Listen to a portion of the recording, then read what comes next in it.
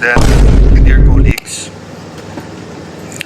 The book of James talks about faith, and the book of James basically tells us that faith without action is dead. So importante po ang faith, pero importante po ay kumilos tayo ayon sa ating pananampalataya. Everyone has faith. Some people have faith in money, some people have faith in relationships, some people have faith in power. But of course, I'm talking about the faith in God, the faith in our country, and the faith in each other. So, Madam President, this leadership change is an opportunity for the Senate to take the lead in areas where the ordinary Filipino feel neglected. Without pointing fingers or no condemnation for any other leader or any other Congress in the past, let me talk about how I feel people feel at this point in time. I do believe that despite our algorithms in our social media and despite the news, most people are not talking about politics. Yes, they're talking about whether they like President Marcos, VP Sara, or all the other contenders.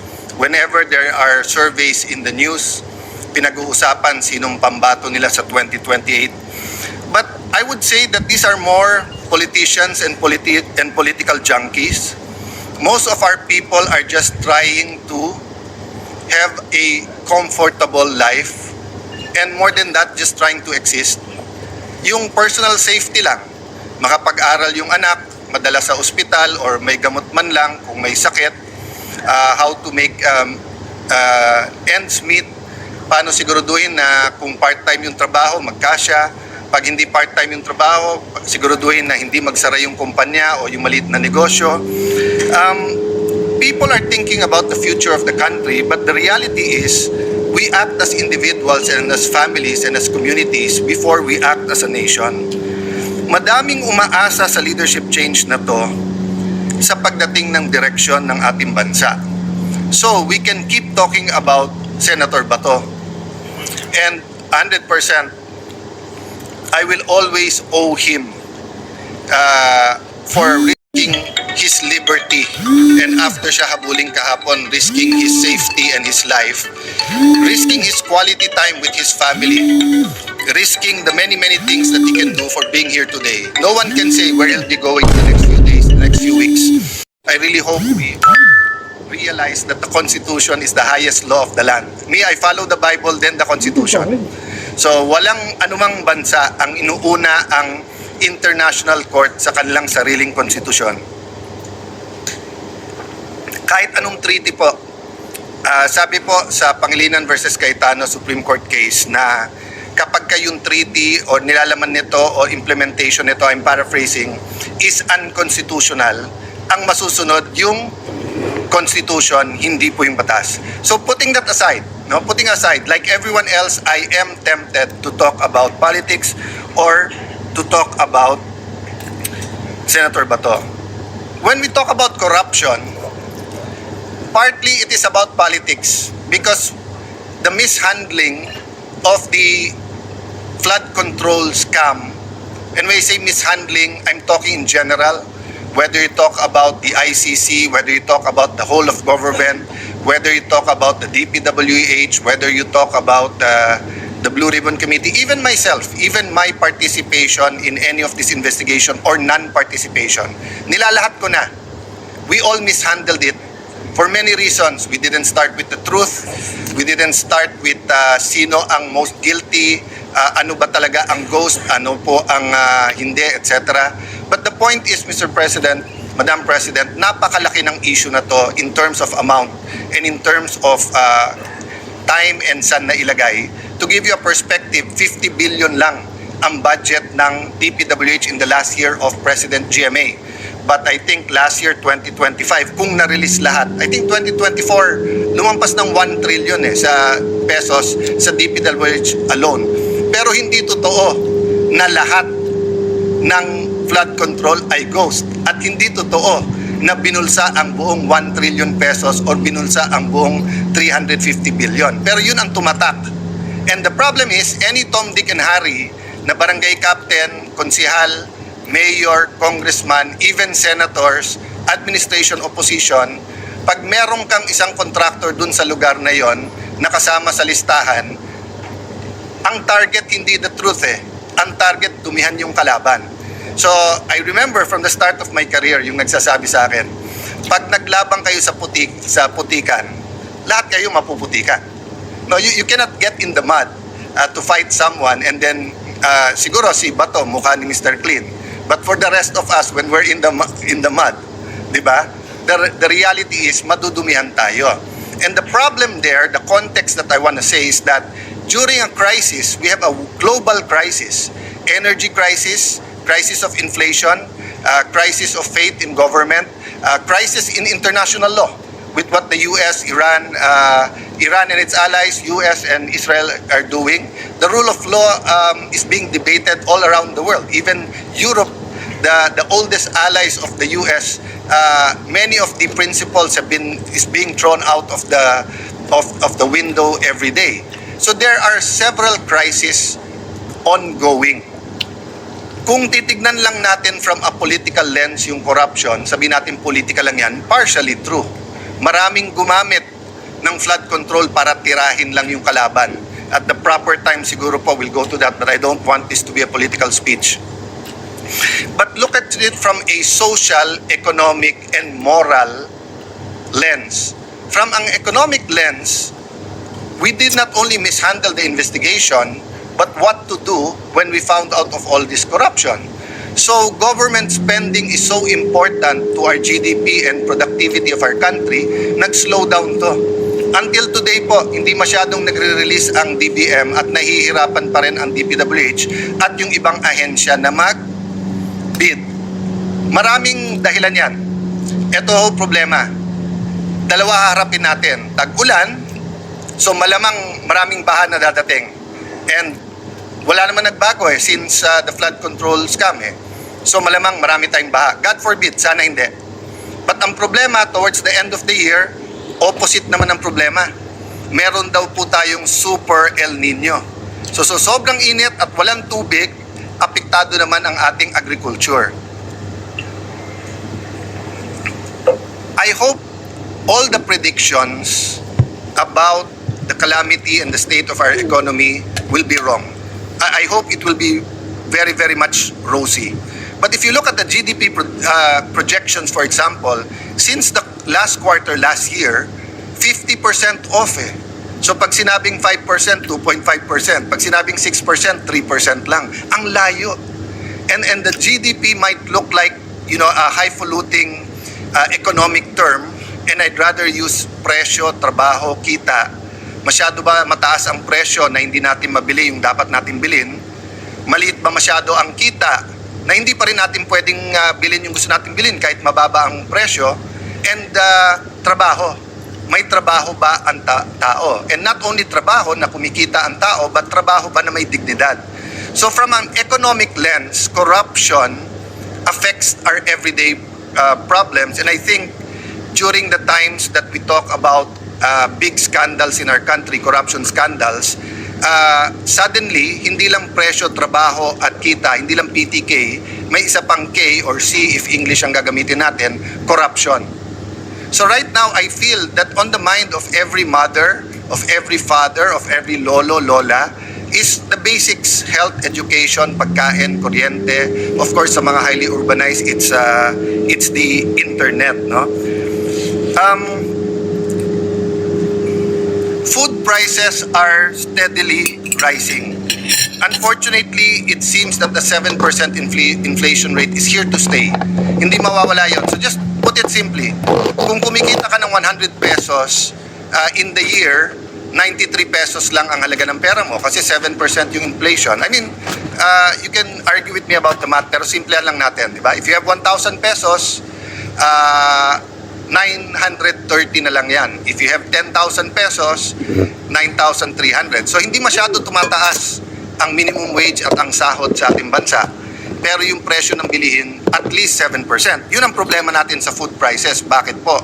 Hindi naman po lahat sa inflation rate ay food prices, although most of it is food prices.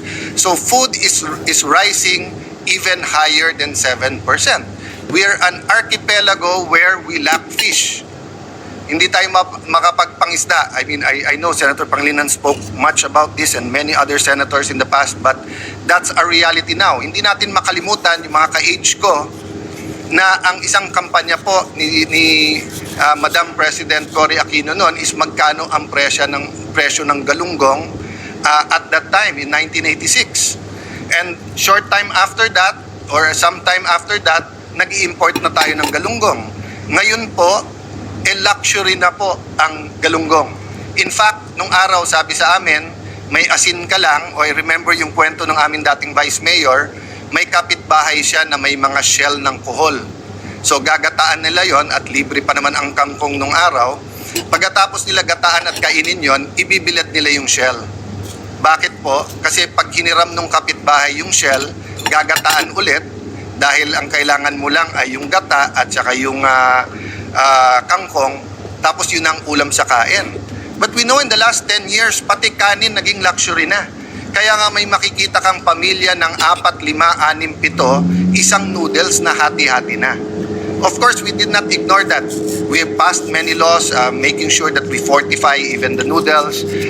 We have kahapon, Senator Tulfo, yung AIX law. We have many interventions, no?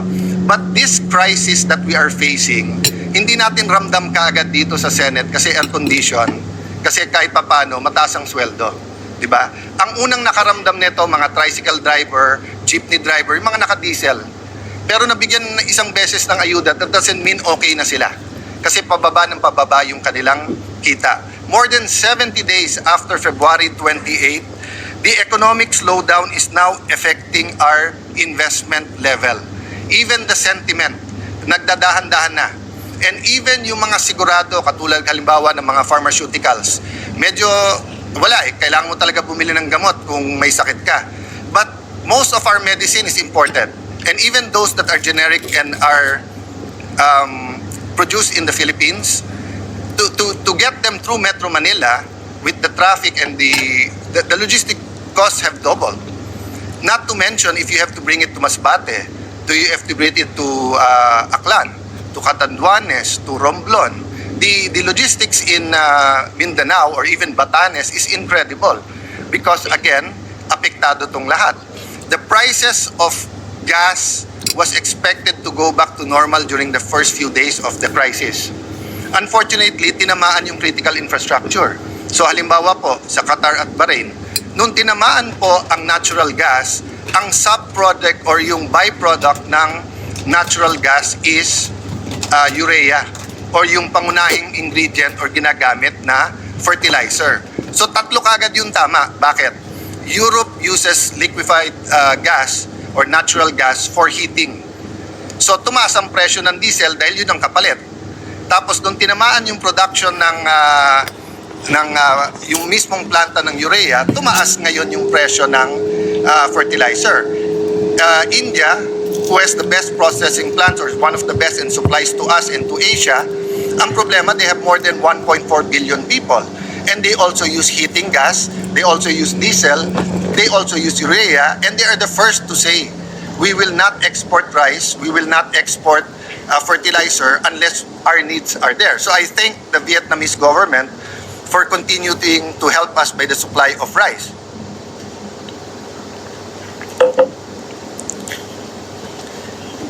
In a recent survey, only 10% of people believe that government, so hindi lang po to hindi lang to Office of President, Vice President, Senate, House, local governments, although ang tingin ko kung magsa-survey tayo, mas mabango ang mga local governments kasi silang frontline.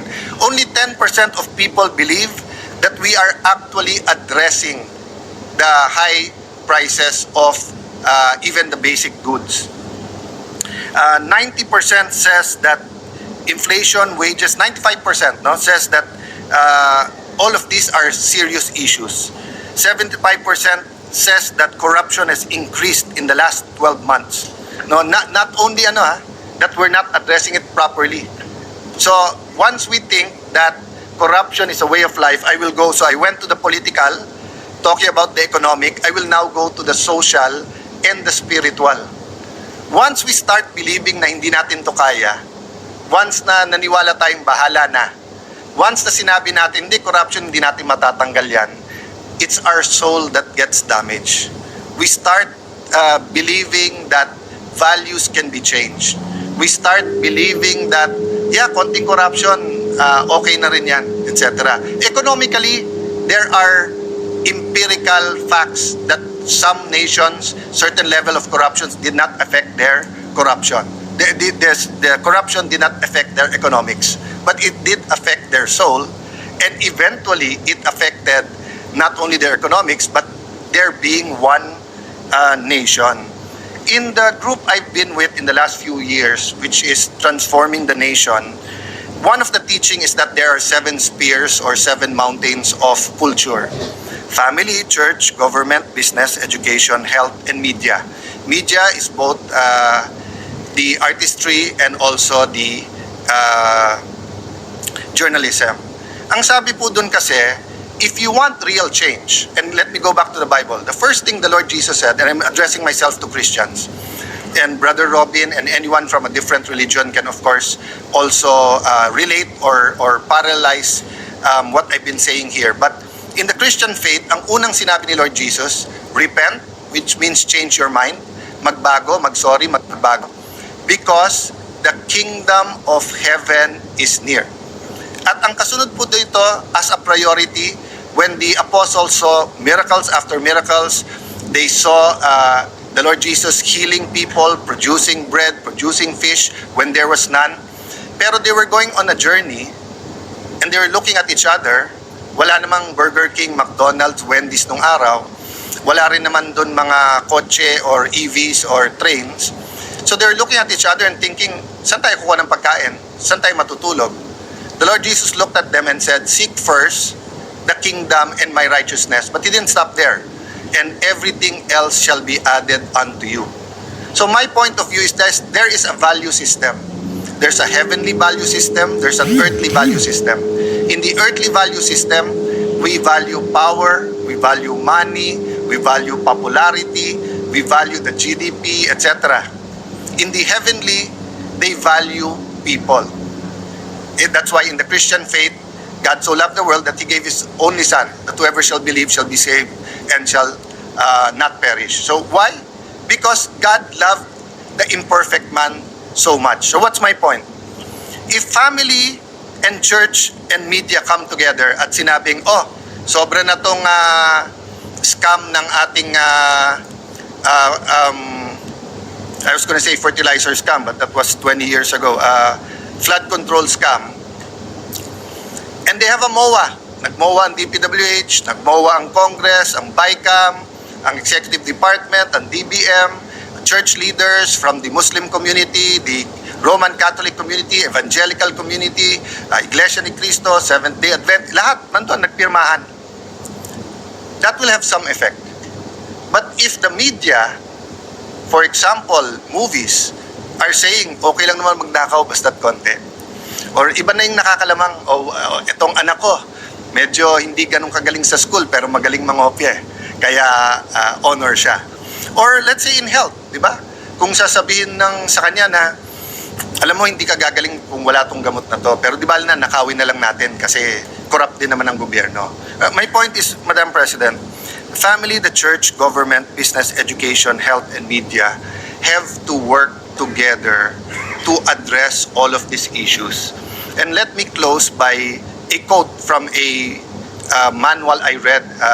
Anya Dique po ang pangalan po, ang last name nung gumawa.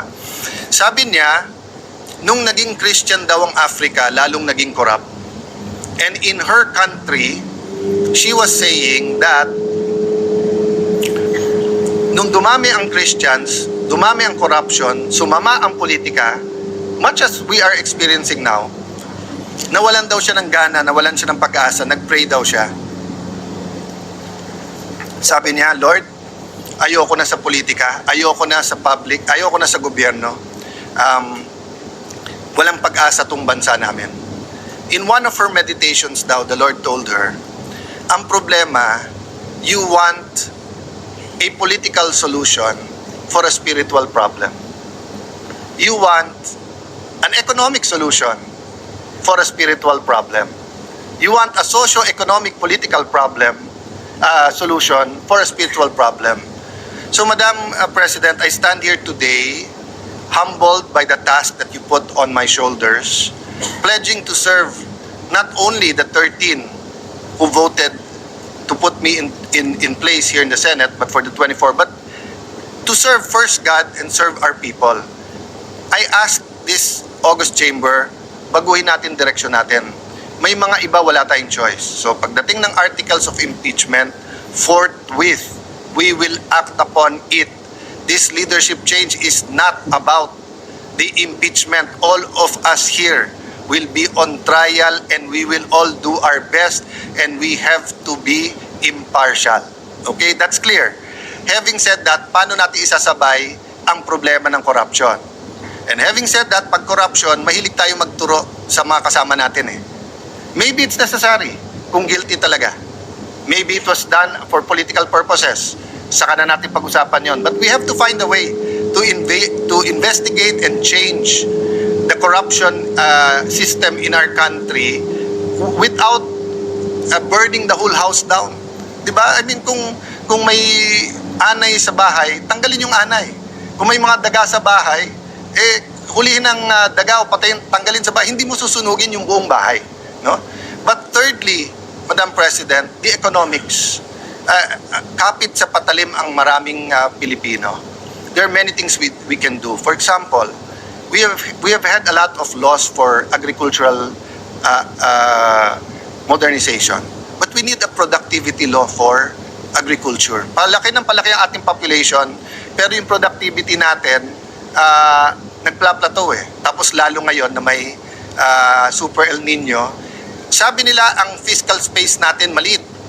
Yes, kasi nga during the 6 years o 5 years ng Aquino, maganda yung ekonomiya until the pandemic, 3.5 years ng Duterte, maganda yung ekonomiya. But since then, we have borrowed heavily. So yung debt to GDP natin medyo mabigat na, and then yung credit ratings natin apektado na.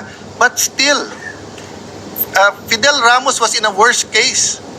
And he was able to say 10% savings at ilipat yung 10% na yun sa mga priorities. Korea at one point in time had so much faith in their leaders that they sold personal owned jewelry to pay their national debt and to rise up. Japan was devastated by 2 nuclear atomic bombs. But look at Japan now. So, Madam President, I'm here to stand today to say, let's list down our priorities together with the minority. Ano yung 5, 7, 10 na pinaka-importanting batas? So I'm meeting with the LEDAC people tomorrow kasi may LEDAC sa Tuesday. And hopefully, any member of this Senate submit to the Secretariat by tonight or tomorrow. Ano yung priority? But ang akin lang ipapakiusap sa inyo, wag muna yung personal advocacy kahit maganda. Ano yung game changers na mababago ang direksyon ng ating bansa? Many of our bills are important. Many of our bills have been pending for 50 years. Many of our bills are controversial. But I am sure there are 3, 4, 5, or maybe 7 or 10 bills in agriculture, in health, in education, in finances of this beloved country that we can do para pag sinabi, tara, trabaho na tayo. Hindi trabahong politika. Hindi trabahong tirahan, hindi trabahong bato-bato sa langit pag dumating sa Senado, sinong magagalit. Hindi po. Trabahong tapos na yun eh. Tapos na Monday, tapos na kahapon. I'd like to take this opportunity. Ang CIDG po nagsabi today, kung tama yung news report, they will respect our having custody of Senator Bato. So, hindi na siya isusupina. But with the permission of Senator Bato, if they want to investigate the EJK, they can come here and they can interview you. Diba? None of us are above the law. I'd like to thank Secretary Remulla for the assurance that we will follow the law. The NBI, sinabi, iba dati, iba ngayon. So again, Madam President, yes, we will have to sometimes mention or go to the political aspects, no? I want to honor Senator Pia for saying yesterday,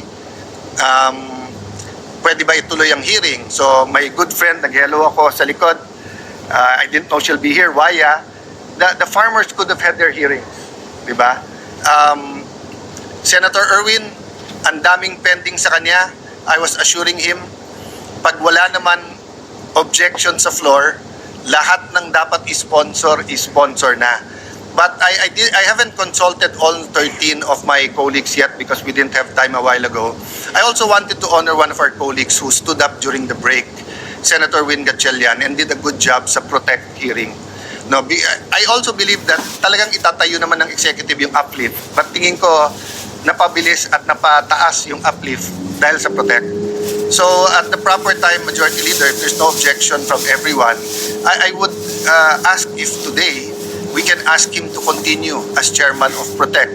Because precisely everything I've said today, maybe except the spiritual side, but Win is also a brother in Christ. And regardless of our religion, you know, the spiritual side is always there when we love our neighbors. So Madam President, dear colleagues, thank you for this opportunity to give me this opportunity to express what really is in my heart and mind. So may God bless the Philippines and God bless us all as we humble ourselves before the Lord.